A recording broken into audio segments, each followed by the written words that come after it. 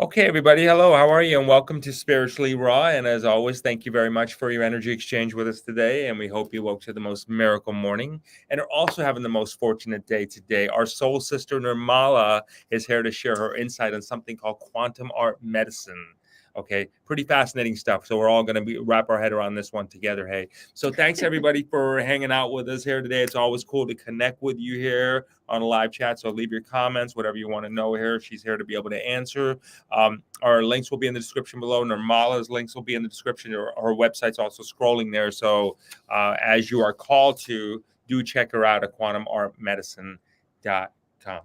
We are so excited to have you on the show today. I've never heard of quantum art before, so this is something new for all of us. We're super excited. So let me just tell you a little bit about who Nirmala is. She's a member of the Awaken Collective, working together to bring about change to humanity by uncovering a great awareness. Nirmala is a holistic health practitioner operating at the quantum level. She combines unique abilities and knowledge of energy, psychology, parapsychology, and decoding techniques to teach you how to initiate and embrace your transformation from within. She's a certified quantum health coach and holds a bachelor's in holistic health science. She has a master's degree, a doctorate, and a Ph.D. in natural medicine. You can connect with her again at quantumartmedicine.com. And this is going to be fun. Never heard of anything like this before. So if you can share with us your backstory, like a little bit about how did this all come to be? How did you get involved in all of this? Okay. Sacred geometry and the quantum art medicine was actually is something that I kind of put it in a perspective with the sacred geometry. So quantum art medicine is quantum gift medicine. So with the awakening happening around, that's where everybody's accessing information. So where I started from young time, I have always been like that. But it took me a long time to analyze and understand about my own self. It took me a long time to actually present myself as how I'm seeing myself. So from young time, it was all about communication with the geometry. So shapes and patterns and colors and numbers was right in front.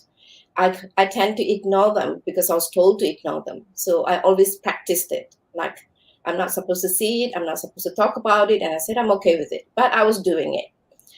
So growing up, it was difficult, but I kind of navigate myself through that. Through the process, I tend to start talking about it when I got to my maturity, when I was older. And I do believe that I lose a lot of friends and contacts and people who just don't think that they could resonate with it. And I was okay with it. So it took me a long time to come out and say, all right, this is what is happening. And some of them did mention that it's intuitive, it's psychic. And I always believe everyone has the intuition in them. Everybody is a psychic. If they want to be, everybody has the psychic abilities. So this was completely something different. I'm completely seeing a patent information that is coming in front of me, telling me about their past and also what is happening right now and what is not connecting to them in the future. And it's such a huge secret, but I had to keep it within myself. But I had to work around people by coordinating them where life could just bring them, but what they can observe and what they're putting brick walls to. So as time went by, I told myself, now I'm going to step in and do what I'm doing. Yeah. By profession, I was a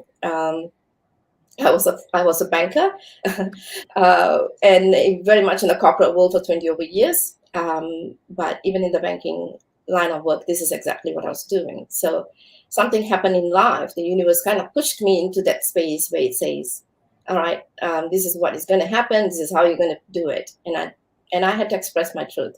And there I'm here right now with you, beautiful people, talking about this. So yeah, that's congratulations. It takes a lot of courage to be able to do what you've done. So thank you for that. Thank you for all the work you're doing. Can you break down in the simplest terms, Nirmala, what sacred geometry is? Because I think when people hear that in general, they immediately get a little intimidated. Can you help us to understand what exactly that means? Okay. Geometry is in awakening consciousness. When you look at geometry, it's what we consciously. It is an information. It's a personality. It's a character that you're holding. It's not something separate to you. We are a geometric alignment. All right. So we are aligned so beautifully as a human, as a being, with nature, with universe, with planets, with everything that you could think or reach out to. Everything's geometrically aligned. All right. So when we talk about geometry, every one of us come with a geometrical alignment sequence to complete a mission here. That's the reason we are here in this 3D aspect of Earth geometry we came in with. Yeah. So geometry actually is a frequency that's coming from the 6th dimension. But in the 3rd dimension, we are very condensed and we are showing ourselves in a very much in a meta, in a grid and holding perspective. So it's a huge topic, but I'm trying to simplify it. So each geometry has its function in intuitive expression, like using your sight, your hearing, your taste, your smell, your touch, and feeling and sense of a higher consciousness. Yeah. So when you are looking at geometry, you cannot separate yourself. Geometry is you. You are a geometric, you are a Fibonacci sequence by yourself.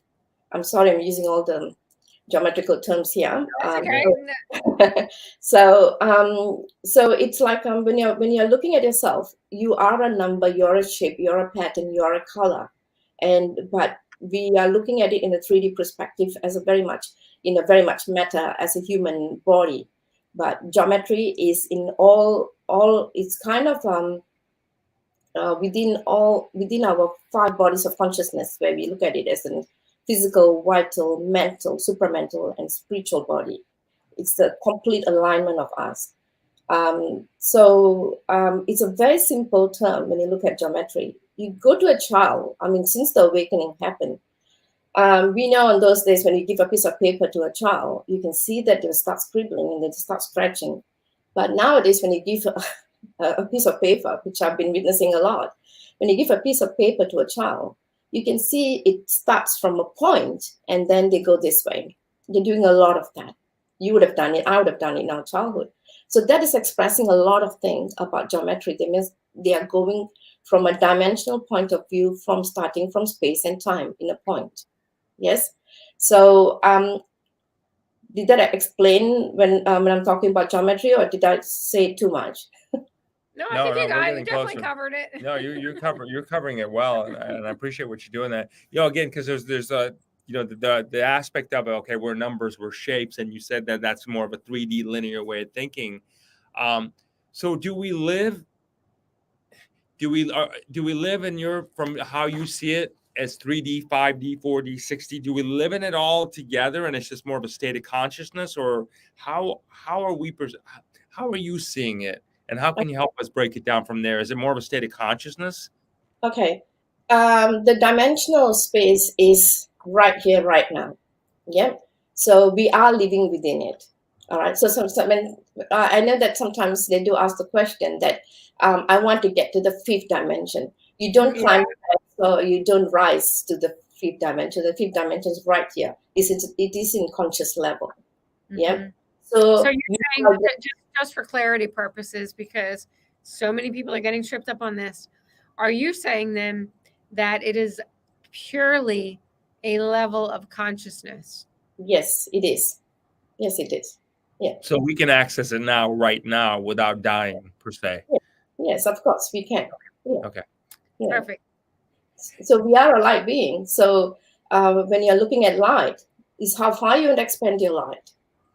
How far you want to expand the frequency. It is. So there's no way that without loving your 3rd dimension, you can jump into the 4th or 5th or 6th. You have to fall in love with your 3rd dimension and the experience. You came here for this experience. And through this experience, you are going to be moving, you are going to be consciously accessing the 4th and 5th dimension through the light. So the expansion of your light.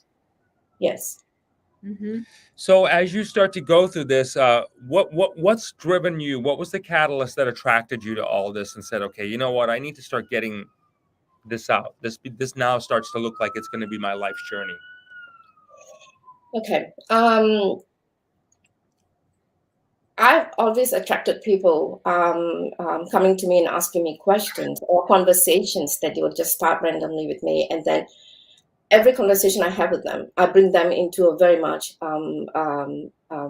into a soul level, and then they become attracted to it, and then I can see that they're not moving from their chair. They settle that.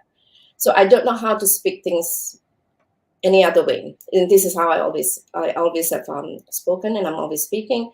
So it's like so it's the awakening that's happening in them, and I don't want to lose it, because I can see geometrically where they are stuck, where they are patterned, where their experience is now pulling them, but they are afraid to see it from the other angle, from the other side. So, but I can see it happening right in front of them, and my work has always been to bring them to see it for themselves, so that I can walk them into it, so they can visualize, they can see it, they can smell it, they can feel it, they can touch it. So, and it became my mission that it is given, and I'm here to show this, and I don't want to take it back, and I want to make sure that I completed what I'm here for. Beautiful. I when you said you can see it, did you mean in your mind, in your third eye, in your visual eyes? Are you seeing it by something that that you're drawing? How exactly are you seeing it? Yeah, everyone asked that question as well. So it's a bit of again, another difficult description. So I wish I got a video that I can show you that this is how I'm seeing it. So when I geometrically, like you, Jay, and April, when I see you, I saw the third dimension in that, the third geometry that's existing within both of you. So it's like, it's a bit, it's a light language. So it's more of a light. So it can be pattern, it can be, sometimes it comes in binary, in 1 and 0. And sometimes it depends on how your personality and characters are, that I can see it in that version. Yeah. So it's a bit difficult for me to explain this is what I'm exactly seeing, but I'm seeing in a hexahedron or tetrahedron or octahedron or, dodecahedron. It's a bit difficult. Sometimes the projection of the platonic solids do come in front of me, and then I know exactly this is where they've already come that far. I want to bring their focus into that particular geometry. Yeah. So it's a communication. The geometry just comes in front of me in every level, as I mentioned, in shapes. Very interesting. That is does really, really interesting. Nirmala, does the geometric pattern that you see in people, does there seem to be a common denominator with most people here on this planet that needs to be shifted, or that we all seem to have the same pattern in this particular era in life, if you would, or is it unique to everybody? Does everybody have their own pattern? Everybody has their own pattern, definitely, but there's an influence pattern that sometimes comes together. Like for 2 weeks, I might have someone who's having the same influence or patterns coming to me for the same acknowledgement. So sometimes the sessions I run is like for 2 weeks will be the same conditioning. So that's what's in the environment. So the beings are picking it up, and then they're coming in for an answer. Yeah. So it all depends, but everyone is individual. Everyone's personality, character, the geometrical sequence are very different to each other. So I want to drill down on this a little further while we have the opportunity to have you here, and I really appreciate your dedication and service into this, because I know this is important. So we all have these different patterns, numbers that I guess, would it be safe to say, that define us or characterize us? Would that be, am I close on that phrase of saying it that way? Okay. Again, it's an individual. So sometimes the personality will tell me what has been completely blocked. There is a beautiful feature that's standing in front of them, that this being came in to this earth to accomplish. But unfortunately, the patterns and the influence and the from parents to grandparents they forgot to go all the way deep to their ancient to bring certain information, and that information will pop in front of them. For some reason, even though it's right as close as this, they refuse to see it. And is the information coming to them? Is it that you're saying, is it the geometric shapes? And how would the person, I mean, I can understand how people would you could put something right in front of someone and they don't see it. So how would they be able to identify something that you're seeing as a geometric shape where they may have no clue how to even decipher something like that? Okay, so the geometry is an experience of their future that I'm seeing, right? It's a geometry is an experience of their future. So the individual, for some reason, has this concept that by guilt or by fear, they don't want to. So it's not that they want to block it, but somehow they have blocked it. They don't want to move past that because it's something different. Everyone is afraid of the unknown. They want to know the known so they can walk into the unknown, right? So that's the fear they would have. And at times it's the emotional that has been holding them down, the emotions that holding them down, that they think that they cannot go any further than that. So when I bring them into a session, I allow them to express themselves from the intentional space, because the geometry will lead the way. I don't do anything. I tell them every time, it's not my story, it's your story. So when they walk into that space, the geometry will lead the way. The minute they come out of the tunnel, it would be amazing for me to witness what they are able to do, what they can do. And then they will be seeing it and I'll be seeing it at the same time. And when they come back, they say that they can't believe this is always has been their intention. But, how did you know about it? So I'm not creating anything. The geometry is leading the way. So it's all opening up, and I'm telling the story. Is it like, you want to go ahead? Real quick, because I want to make sure I understood what you just said. When they go into the tunnel, so are they are they under any type of hypnosis? How does it actually work? It's a session, so I would call it more on a meditative perspective. So it's like a meditation, but they just follow my voice and they walk with it. So when I give them information, they're already seeing or feeling or they're already sensing it. And sometimes they go even before I can say things. They're already doing it, and I'm just repeating it after that. Sometimes I have to lead the way. You can walk now. You can do this. You can do that. So I just lead them through that space. Mm-hmm. But in conscious level, it's something they've already done before. It's just that for them to the whole session is to bring them to face it themselves. Yeah. So it's a story about them. It's all about them. The story is being narrated by them. The story is about them that they refuse to see, or they have seen it and they don't feel, because of fear, they don't want to see it. So do they have these patterns that they come in? So basically is it almost like all the pieces of the puzzle are right there and they're just not necessarily snapped together, and some are back here, some are there, and then as you help align those pieces, is that what's happening? Yeah, I'll kind of open the door for them so they can see exactly who they are. And then after that, it's up to them whether they're going to, because they've seen it.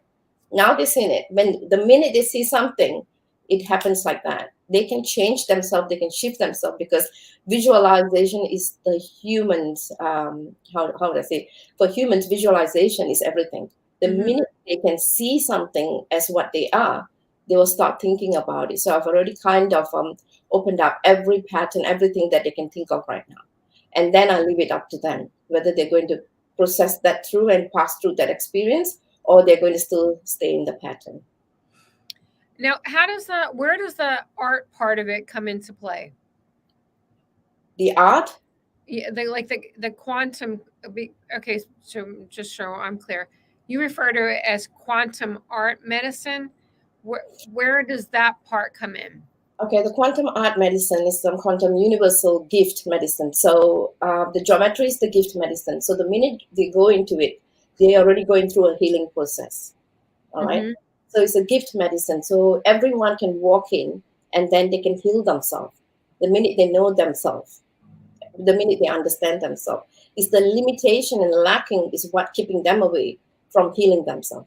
The minute they become limitless, they can go in and they can go up the hill and they can see themselves as they are. They're already passing that limitless. That means there's no more limitations. There's no more lacking.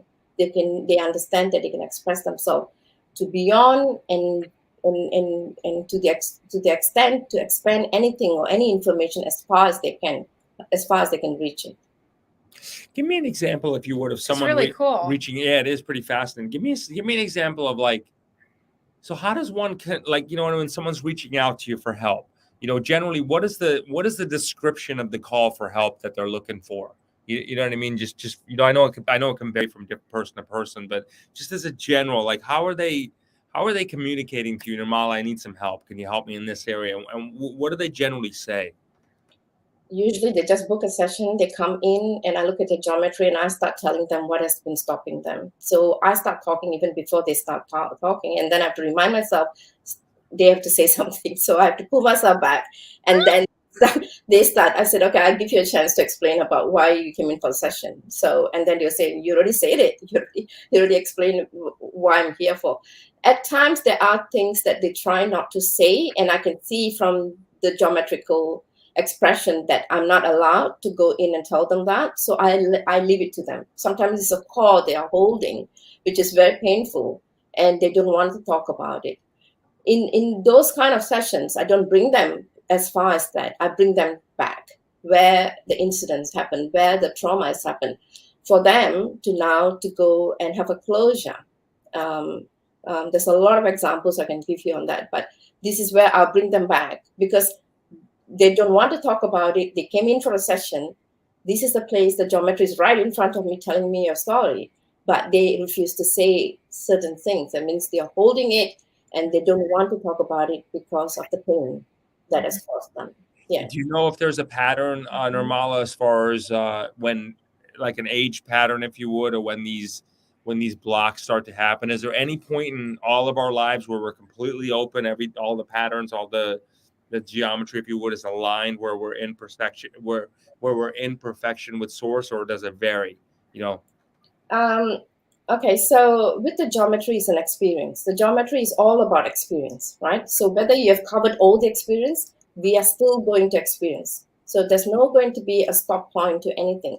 We are learning, I'm learning, so everybody's still learning. So the geometry is always going to, okay, she finished with this experience, now the next. So the alignment of the geometry will switch over. Like now she has to learn more about this. And then just learning and learning. There's no such thing as we have learned it all.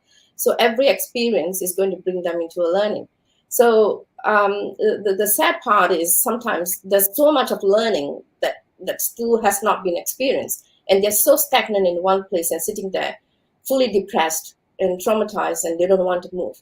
So, but there are some experience that they have covered most of it and they're still experiencing, but they want to go faster. So I open it up even faster. All right. So how do you do that? How do you open it up even faster?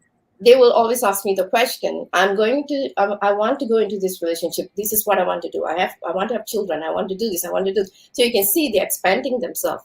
So my question is, who's stopping you? You already know your intention is very clear. You know exactly what you want. Go with your full heart. It's already expanded. Now go in. So the geometry will lead the way. So for some people, it will just lead the way. Yeah. So has it technically, as they start to speak it, then with the geometry, is it like is it almost like they're writing their own story along the way? Are they literally creating it? They're creating the formula and for their life. So, yeah, the story is already written. Yeah, it's like now they are just have to go through the experience of the story. The story is already written. A lot of people after going to the session come back and say, this is what has been in my head. I can't believe you brought that out. Or they will say that, is this my story? They'll ask me, so is this my story or your story? So I have to tell them, it's your story. I can't create anything. I don't know who is your partner. I don't know who it is. But you have created a story. So story has already been told from the time of your birth. Mm-hmm. The choices you're making in life that navigates the story to go which direction. Are there external forces that derail you? Throw off the geometry in any one person, the shapes and numbers, or is that something that we all internally do on our own? We do that on our own. Are the shapes continually changing? Do they change every day? Do they change as we age? What causes the change in the shapes? And is one shape better than another shape? all the geometry has got their solidness. That's the reason there's no gaps in the when the geometry, there shouldn't be any gaps, right? Like a platonic solid, it shouldn't have any gaps. That's the reason it's a platonic solid. It can protect, it can seal. It's consciously in that. That means you are going to be navigated into that process, right? So if I see gaps or fractals, and my job is to make sure the geometry come closer and the fractals are removed so they can see the geometry as solid as it is. So the minute they move into it, imagine a light. The geometry, don't picture it as a geometry, picture it as a light. The minute they move through it, they filter through that light, they are complete. They are in full completion. So that is where my work comes in most of the time. The minute I see that, I stand back. I say that it's done. It's all done. So it's already there. It's all in there. You hear a lot of people saying we have fractals of our soul all over the place. This dimension, other dimensions, this planet, that planet. It's all fractals everywhere. Is that true? Number one. And through your sessions, do you collectively bring all of these, let's say, loose fractals that are floating out and wherever? Do you bring them all together to one? Okay.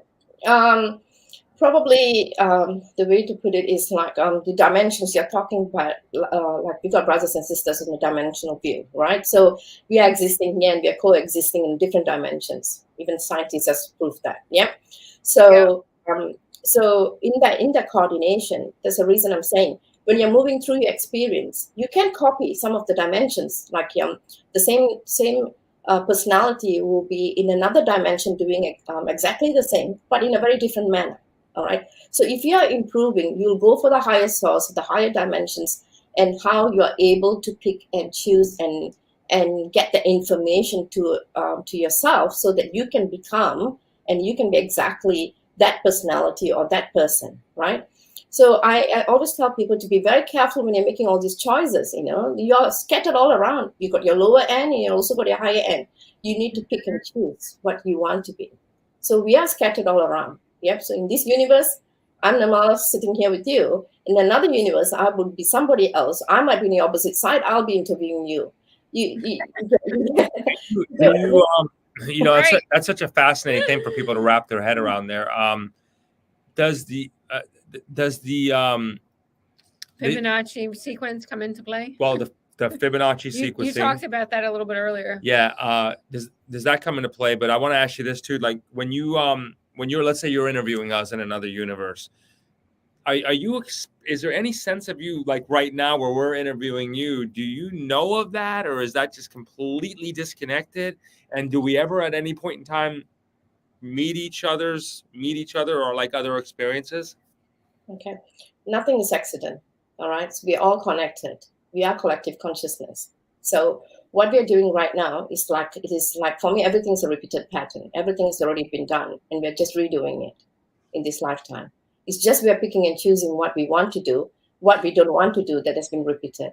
Yeah, that's what I meant by the previous conversation, that we don't want to repeat something that was on the lower end that's not going to help us. I don't want to go and look at anything that's not going to give me the better experience. Yeah. So I'm refusing it. But so that's the reason I consciously choose and take what I want to do in everything, even from everything. When you talk about everything, even quantum tools, what I'm consuming, what I'm using for my health benefits, everything I use geometrical sequence. I have to play a part. It does to play a part in that. With the Fibonacci sequence, it's like a Fibonacci string. It's a mathematical number. We are looking at Fibonacci as a mathematical number. There's a big component and then there's a small component. They are no different to each other. It's just that we're repeating something in a very expanded level. Some things come to us in a very easy level. Fibonacci sequence is like is encompassing container all the previous experiences. It represents a cycle.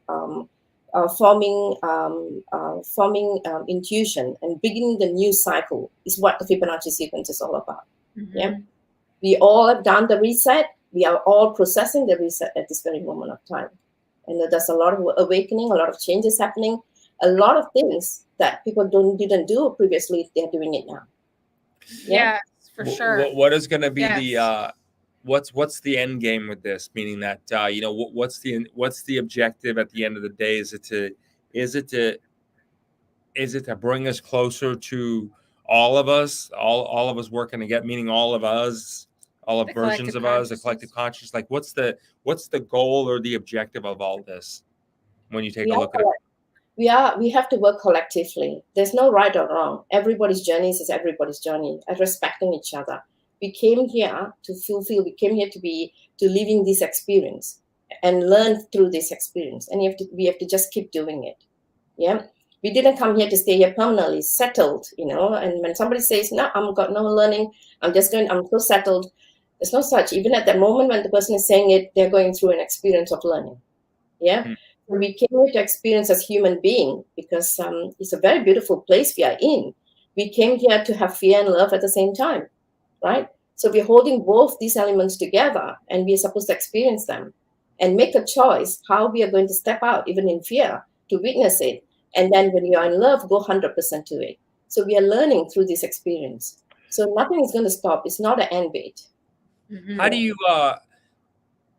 how can you help us to understand how we process life, if you would? So often we think about the past, we think about the future, and should we be thinking about those things, or should we really doing everything we can to keep in the present moment? Like, how do you see that? It's nothing wrong about thinking about the past or the future, but living the now, living the moment. So in the past experience is relevant for you to be who you are right now. Yeah. So it's okay to go to the past, but don't dwell in the past.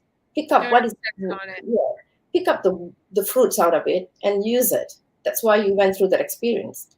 And the future is now. For me, the future is not far away, it's now. So how you're going to create it, you create it from now. There's no aspect of it that says that the future has to be a year from now or 3 years from now. While we are chatting right now, if you We're remember, creating a Yeah. yeah. We're literally creating a future. Is there any from your faith, from your belief system, is there anything to destiny, like things are already predetermined for us in any way, or are we literally writing our own story? We are literally writing the story that we have already told. That means before we are born, we came here for a reason. The story is already written. It's just we are making choices in life, whether to complete the story or to stay put and then come back again to repeat everything again. Yeah. Were you always, when you were younger, did you see things with shapes? Yeah, that was a huge problem that I had. Yes, I did. So, but I didn't talk about it even with families. I didn't. I came to a point that it's not a acceptable subject for anyone. I was very mature from a young time, so I kept things away. As far as everybody knows from childhood, I'm very quiet. Very quiet. That's how everybody look at it.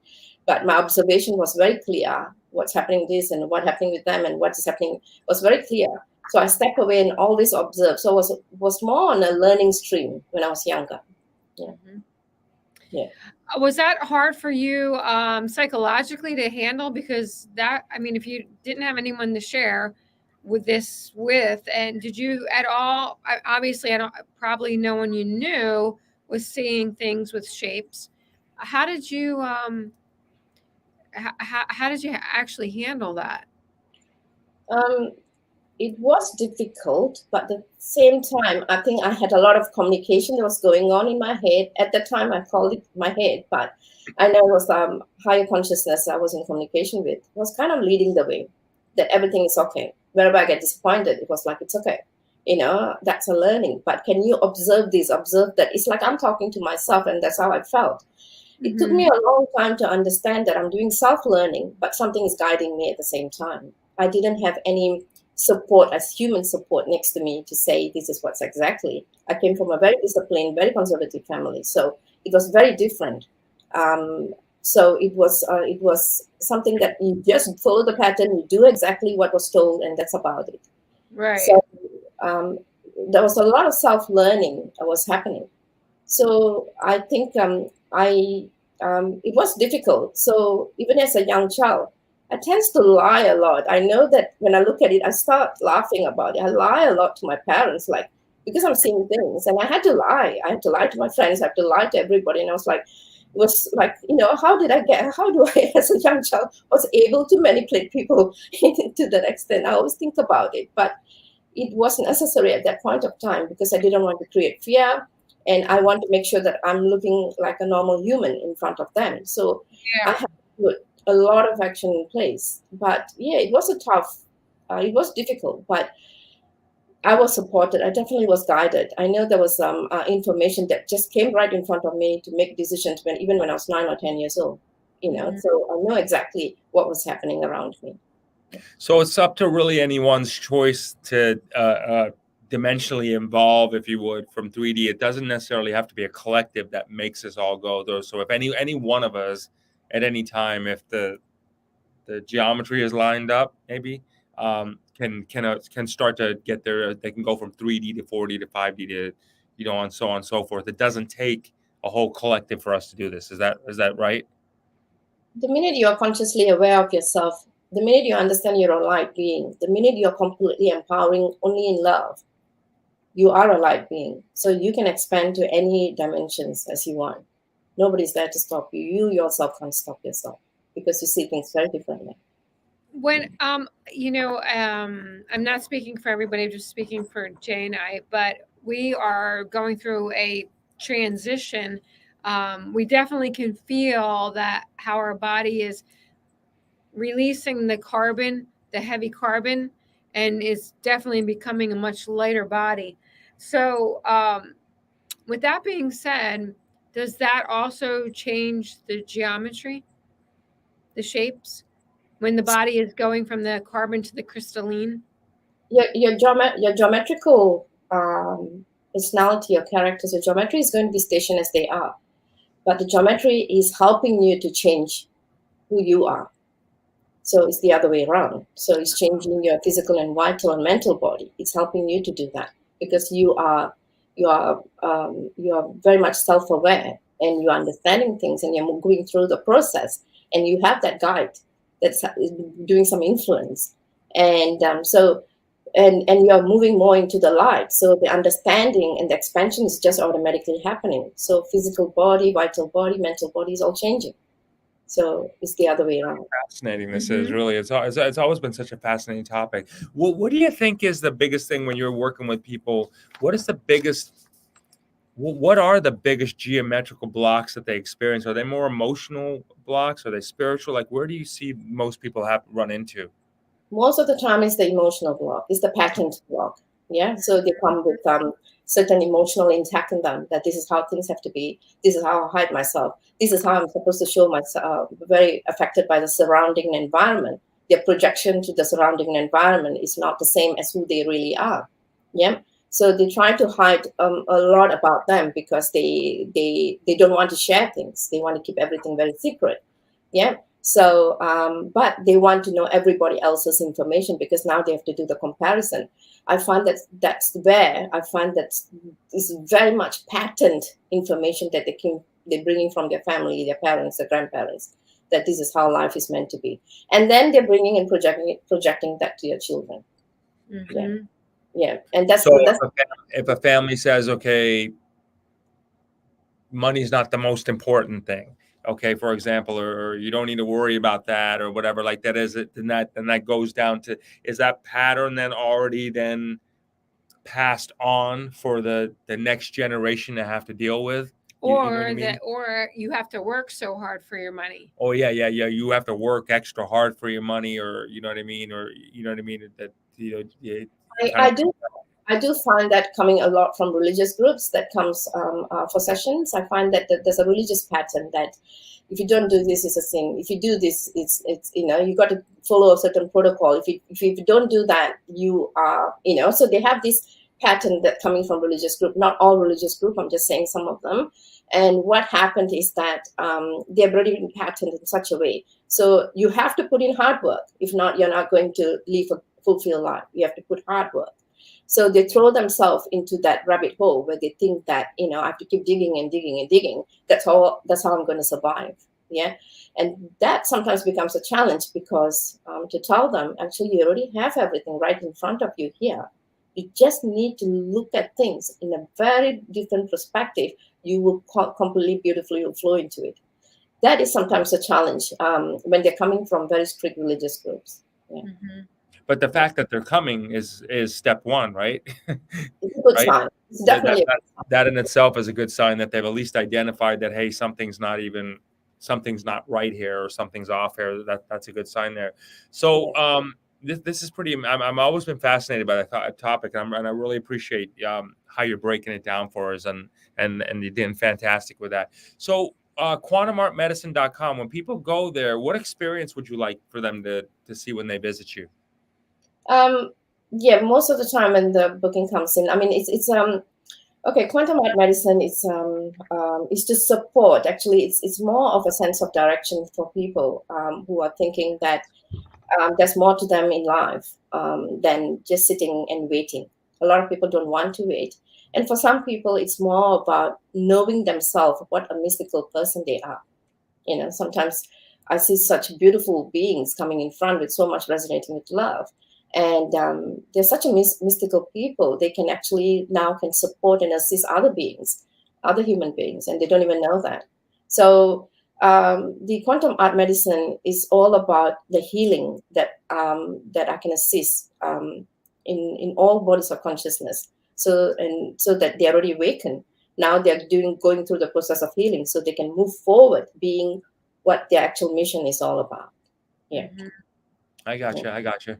I know that you're also believe and you use the ASEA product. How is that helping you with your clients in quantum healing? What are you finding? I have a lot of quantum tools that I use, and as I said, that I have to be geometrically aligned, and ASEA is one of it. When I first connected with Daniel through a session, and I brought up the question about the ASEA to about the icosahedron that I was seeing so much in that girl, so floating, and the conversation started from there, and she didn't have to say much. I picked it up. I said that I like to have it, so where can I get it? So that's how I went. Wow. Yeah, yeah, that's how I did it. So. And So my family has been taking it for almost 2 to 3 years now, and it's not that we're getting any health issues, but I know something that has got such solid geometrical sequence in it, and I know there's a seed in this ASEA that initially everything happened by accident, so something has been dropped by a very high frequency into it, so that is now being created again and again and again. So that water has got a sequence, anything to do with elements, right? When an element has a resonant of frequency at which it will emit or absorb energy, it's like a combination of elements coming together. Yeah. So where the molecules are now being processed to have communication within ourselves, in our cellular level, in our body, and to in coherence with our heart and brain. Anything that does that, there's a switch on and switch off healing process that comes emotionally and physically, and that's how I see ASEA. Yeah, and that's the reason I got attracted to it. Yeah. good for you. Good for That's you. very cool. So, where do you see us planetary alignment wise as a society? Do you see us all breaking these thought patterns, or does it really even matter? Do we just live and let live, and maybe we try to help people along the way? What's the ultimate responsibility we have to work with? Is it to I don't know, and I don't mean to say this in a way where we want to help people, but is our objective in life to really just learn for ourselves, or is it completely there to be able to help people have their own great awakening along the way? I would say both. We have to learn from our experience so that we can help others. So if we are not helping ourselves, we cannot help others because we are stagnant. We are just not being in our true self, not in our sovereign self. So we have to help ourselves. That means we must be able to say, this is who I am, and this is how it is, and this is what I don't want. We don't have to be pretended all the time. We have to be on our true self. Being our sovereign self. And then that mission always will attract others to you, and then that's how you're going to help others. Yeah. You cannot do it the other way around. I know there's a lot of people trying to do it the other way around, and it's not going to work that way. It will work for a temporary period of time, and then there'll be a collapse. I got you. I got you. I love your pragmatic approach towards all this. I really do. So everybody, this is Nirmala. I hope you have enjoyed the conversation and the breakdown as much as we have. Quantum Art Medicine. Check it out. Check it out.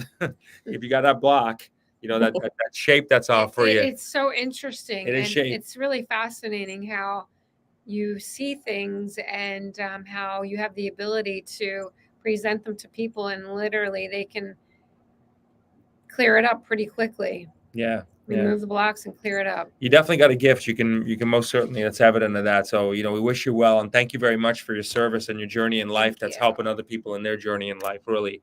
And you can feel it that you definitely connected something. Thank you, everybody, as always, for hanging out with us today, and we hope this brought you value, and we will see you next time.